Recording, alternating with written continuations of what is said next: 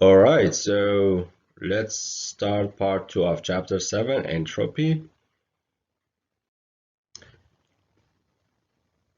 All right, so in the previous lecture, we started with this inequality and proved it. The cyclic integral of delta Q over T is greater than 0 or equal to 0. It's equal to 0 for a reversible process.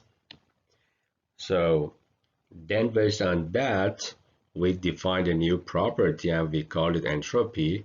And entropy is delta Q over T for an internally reversible process.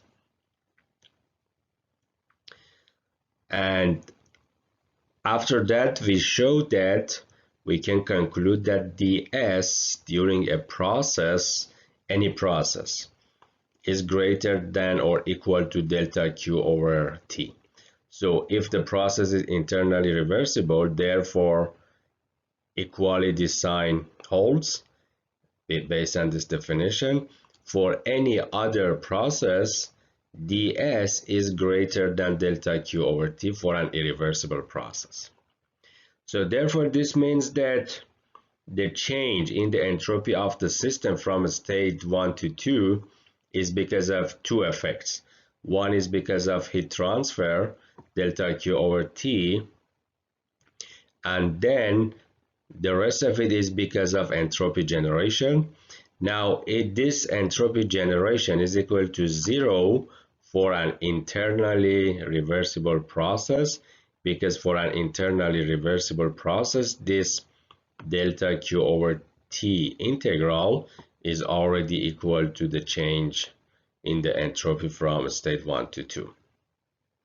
So this entropy generation therefore is because of irreversibilities in the system, and it is always positive. All right, so this is what we had in the previous lecture. Now let's see how we can actually go ahead and use this concept of entropy for real world problems and use them to actually do engineering analysis and design, like in power plants and so on. For this purpose, we need to actually go ahead and find entropy in gases and in liquids, steam, and so on.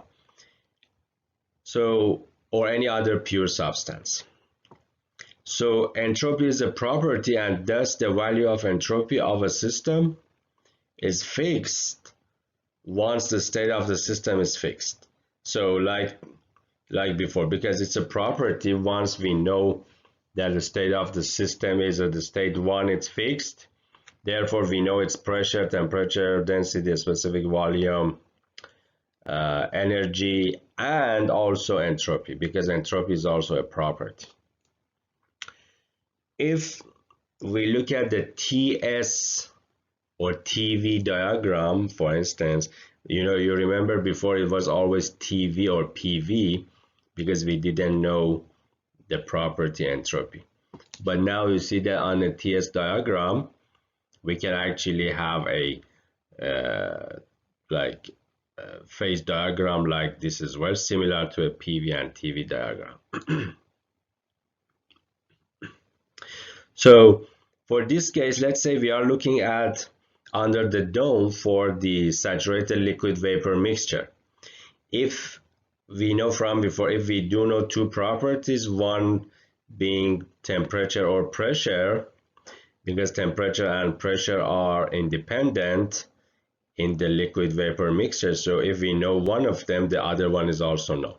So let's say we do know temperature, and then we do need another property, let's say quality. Then we can go ahead and find entropy of the mixture. S2 is equal to S sub F, which is the entropy of the saturated liquid, plus X, the quality, times SFG, which is H, which is S of the vapor, saturated vapor, minus S of the saturated liquid.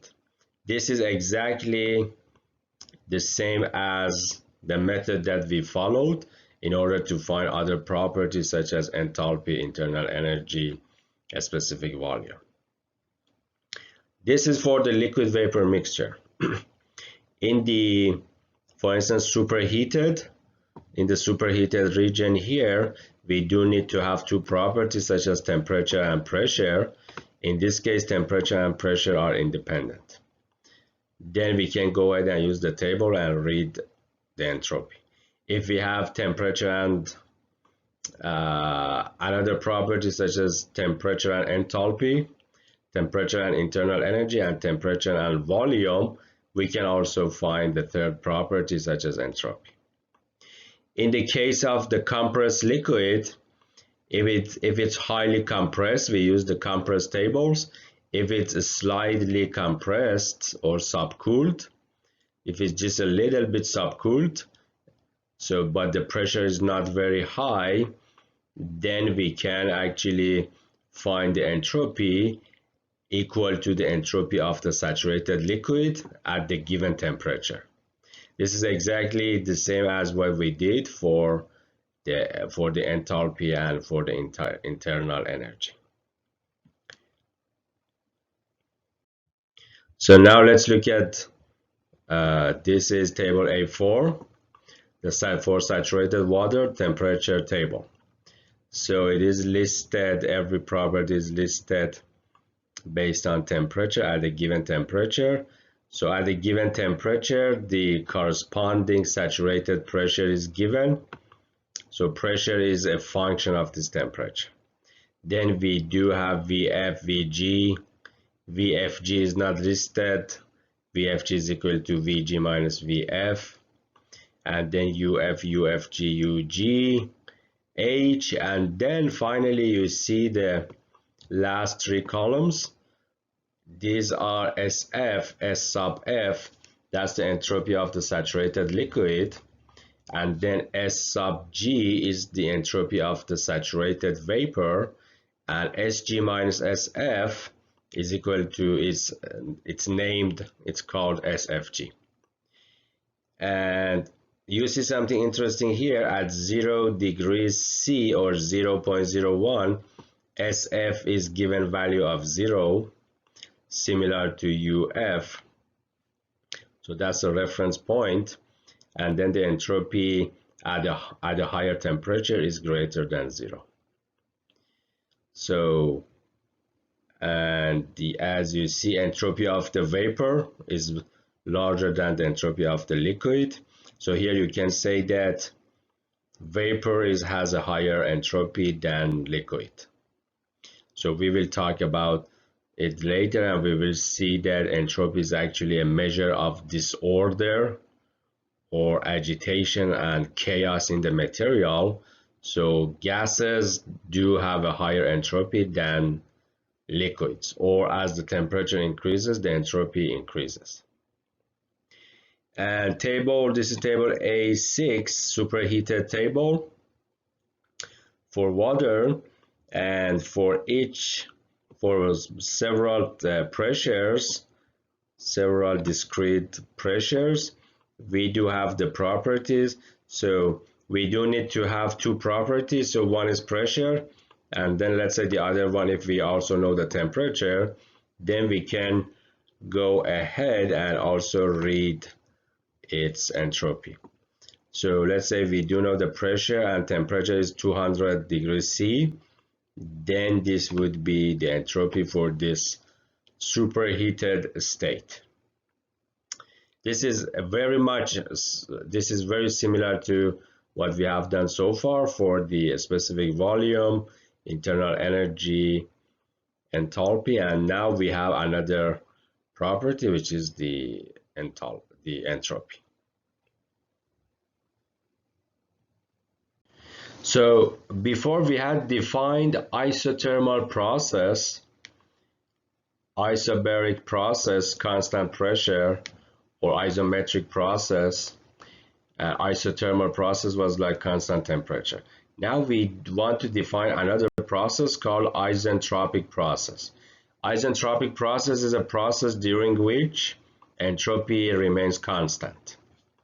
So So like d delta s is equal to 0, s1 is equal to s2 during that process. So if that's the case, then the process is called isentropy. If we want to show it on a TS diagram, it moves on a straight line because in x direction, s1 is equal to s2, so it moves on a straight line in a TS diagram. And what it means. So conceptually, what's meant by an isentropic process? So from before, what we have learned so far, entropy can increase because of two effects. Effect one is heat transfer, and entropy is actually defined as delta Q over T during a reversible process.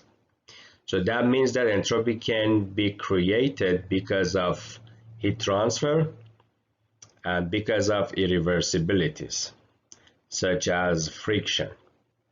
So if a process is isentropic, entropy constant, it means that these two effects must be absent.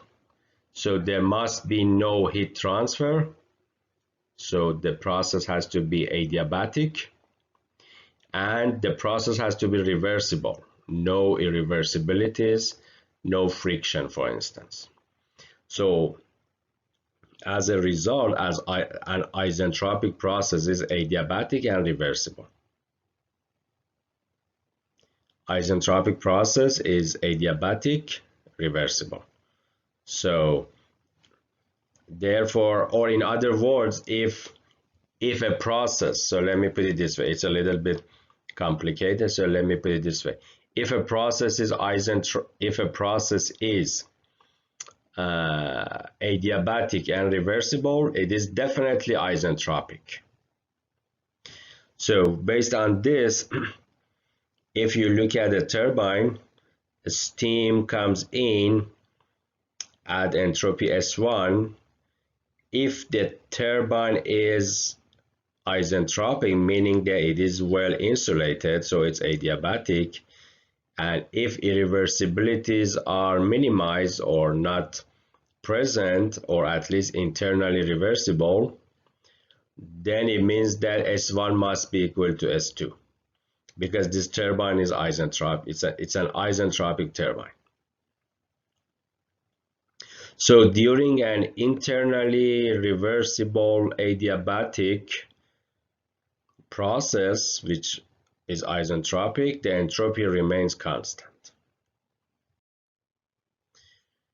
So property diagrams involving entropy. So on a TS diagram, so let's see what we have. On a TS, let's say we do have a TS diagram similar to PV diagram that we had before. Do you remember I do not have right tools here.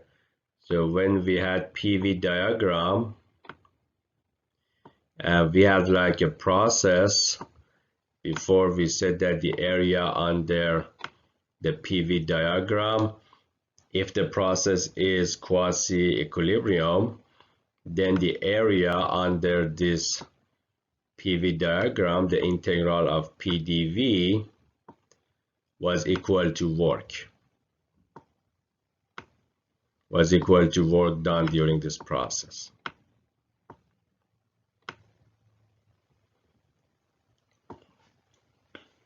So now we want to do, so this was for a quasi-equilibrium process. So now here we say that if we do have an internally reversible process, then for such a case, internally reversible process, ds is equal to delta Q divided by T. That's the definition of entropy. So now if we integrate, the total heat transfer Q for an internally reversible process is therefore equal to the integral of T ds. This is very similar to integral of PdV. So if we show the process on a TS diagram, the integral of T ds is the area under this curve. the integral of TdS is the area under this curve. And based on the definition of entropy, this is equal to the heat transfer in an internally reversible process. So what it means? It means that two things. So it's very similar to work. For a quasi-equilibrium process, work is integral of PdV, and the area under the curve, PdV, is the work. For an internally reversible process, the heat transfer is equal to the integral of TdS, PdV, TdS. It's very similar, right? And the area under the curve is that integral, and it's equal to the heat transfer. If we show it per unit mass, so entropy is, when we show it by capital S, that's the total entropy. And what's the unit of entropy? S. The unit of entropy, as you can see here, is equal to the unit of heat or unit of energy, which is joules or kilojoules, divided by unit of temperature, which is Kelvin. So if we divide both sides by the mass, so therefore this becomes Q, lowercase q.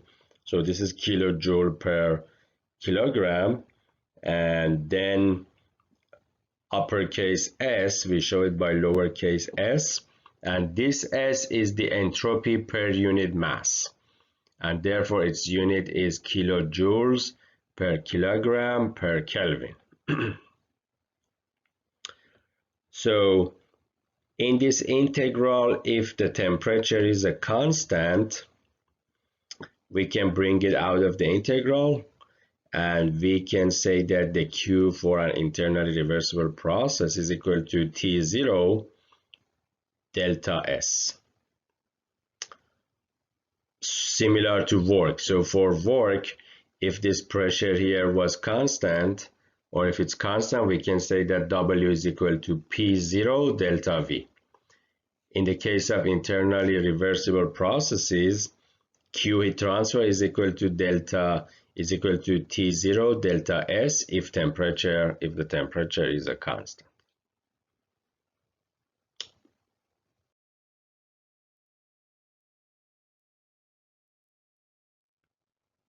So this is a diagram that we often use for the analysis of, let's say, turbines.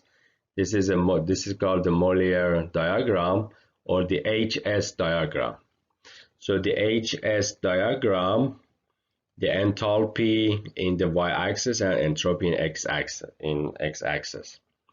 So you remember from the first law of thermodynamics, for a turbine, W work of turbine is equal to m dot delta H if the turbine is adiabatic and we neglect the kinetic energy and potential energy. So the work is equal to m dot delta H. So on a Moliere diagram, therefore delta H is equal to the work of the turbine. It's equal to work per unit mass, or yes, work per unit mass. And delta S in the x-axis is a measure of irreversibilities in the turbine. So the larger this delta S along the x-axis, the more inefficient the turbine is. So it means that more irreversibilities, more turbulence, and loss of energy in the steam. So the energy of the steam, instead of being converted to work, will be converted to like heat, for instance, or will be through friction. It will be just simply lost.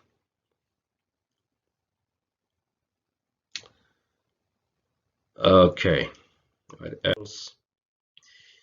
So we said that, so by definition, entropy ds is equal to delta Q over T for an internally reversible process. That's the official definition of entropy. And we mentioned that entropy is actually a measure of disorder in a substance. So this is hard to basically connect these two, but conceptually it is true. So for instance, for a solid, the solid is in a higher order, so the entropy of a solid is lower than liquid, lower than a gas. So the level of molecular disorder is the entropy of a substance increases as it melts or evaporates. So you can relate it actually to the definition. So you see ds is equal to delta Q over T. So as we provide heat to a substance, for instance, as we heat a solid, then we eventually melt it, and then it eventually will vaporize.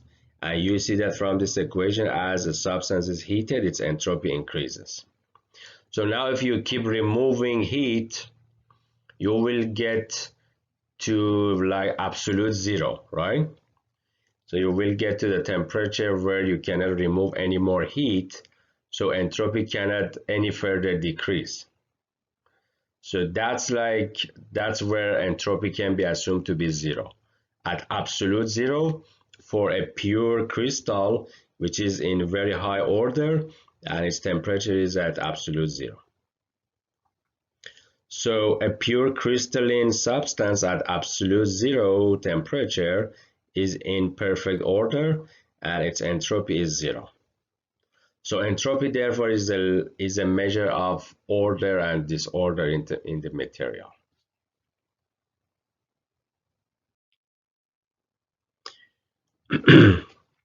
Some conceptual things here related to order and disorder. So here we do see a weight. This is a shaft. So if as we turn the shaft, so the weight will be lifted up and down.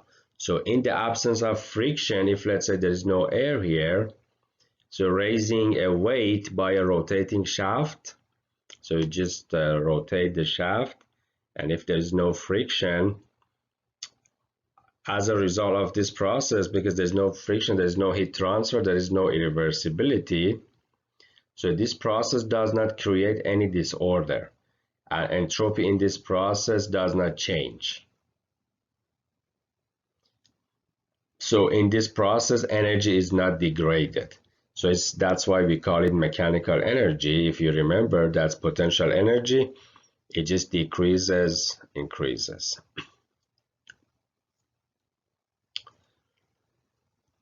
So we perform some work, we lift the weight, and then the work that we have performed is saved inside the material in the form of potential energy. That's what I mean. So the energy, our work, the shaft work will not be wasted. It will be converted to potential energy of this weight. On the other hand, if we look at this shaft here, and it's a paddle wheel arrangement, so if we turn the shaft, then the paddle will agitate the gas inside this container. So the shaft work in this process will be converted to like what? So if you just like a fan, let's say a fan is rotating, it will basically displace the air. So the shaft work, what will happen to the shaft work if it just agitates the gas? It will be converted to heat. So when it's converted to heat, the level of disorder or entropy in the gas will increase. So in this case, the energy, the shaft work is lost. So the energy is degraded during this process. So entropy increases. Because this process that occurs inside the gas is irreversible. There is friction there.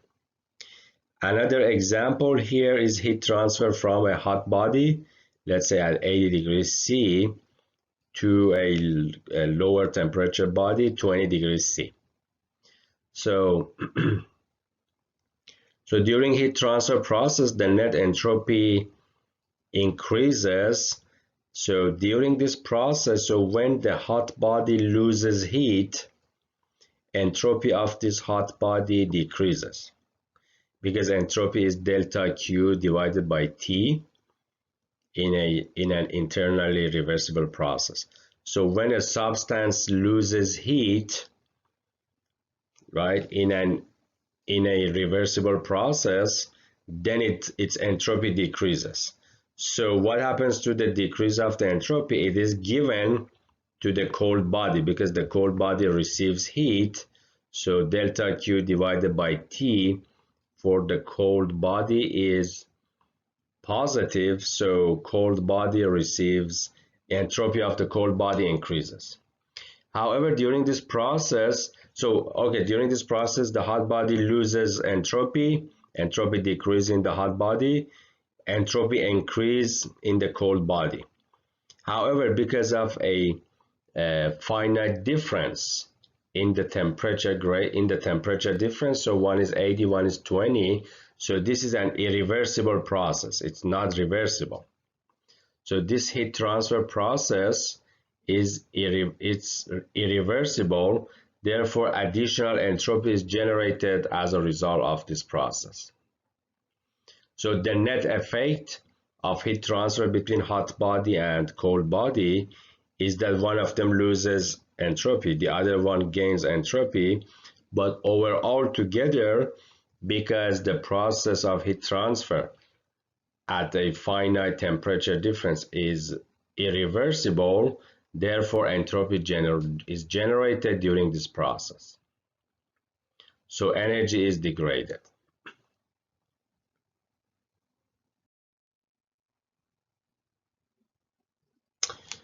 All right, so now let's develop some very useful relations called the TDS relations. So if we consider like a system, a closed system, we can go ahead and write the first law of thermodynamics for a closed system. Delta Q minus delta W is equal to du.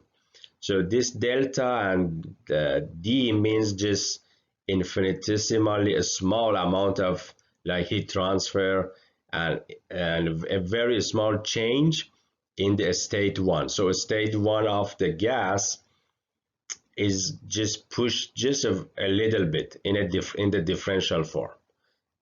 In other words, the process is not a very long process. So we just push the system away from its original state just a little bit, differential limit. So if that's the case, instead of Q minus W equal to delta U, we write delta Q minus delta W equal to delta U. We also do this in an internally reversible process. For instance, heat transfer at zero finite difference. And work transfer has to be also internally reversible. So if that is the case, so it means that this work is also quasi-equilibrium. So then instead of delta Q internally reversible, we can write it as TDS based on the definition of the entropy, and W for a quasi-equilibrium process is equal to PDV. So it's interesting to note that an internally reversible process is also quasi-equilibrium. So if we substitute TDS and PDV in the first law of thermodynamics up there, then we will see that TDS is equal to du plus PDV. If we divide all sides and all terms by the mass, so the capital letters will be converted to lowercase. So TDS is equal to du plus PDV. This is called the first TDS relation, or also Gibbs equation. So this is basically a relationship between entropy, change in the entropy, a change in the internal energy, and change in the volume, while the pressure and temperature are also involved. So you see that here, if you do know the changes in the internal energy and volume, you can find the changes in the entropy for a given temperature and pressure. So this is the first TDS relation, but now we know that H, the enthalpy, is equal to U plus PV. The definition of enthalpy is internal energy U plus PV. So if we differentiate from both sides of this equation, so therefore dH becomes equal to du plus the differential of PV. Differential of PV is PdV plus VdP. Calculus. So if we now combine it with the first entropy relation, which is this one, the first entropy relation, instead of du, we use dH. We put dH instead of du, we write it du equal to dH minus PdV minus VdP. Then we will end up with this equation, which is called the second entropy relation. TdS is equal to dH minus VdP, and TdS is equal to du plus PdV. TdS is equal to dH minus VdP. If we rearrange them, divide for instance the first equation by T and also the second one by T, then we will have this standard form. ds is equal to du over T plus PdV over T, and ds is equal to dH over T minus VdP over T. So these two relations are very important in thermodynamics. Why? Because we can use these relations in order to find the entropy change as a function of other properties in a substance, such as in an ideal gas, or such as in a liquid or in a solid. So for instance, if we know how the energy changes and how the volume changes, then we can find the changes in the entropy. So these differential equations, differential changes in entropy, are very important in terms of other properties. So we will use these two equations now in order to find the relations for entropy change in gases and also liquids and solids in the following slides.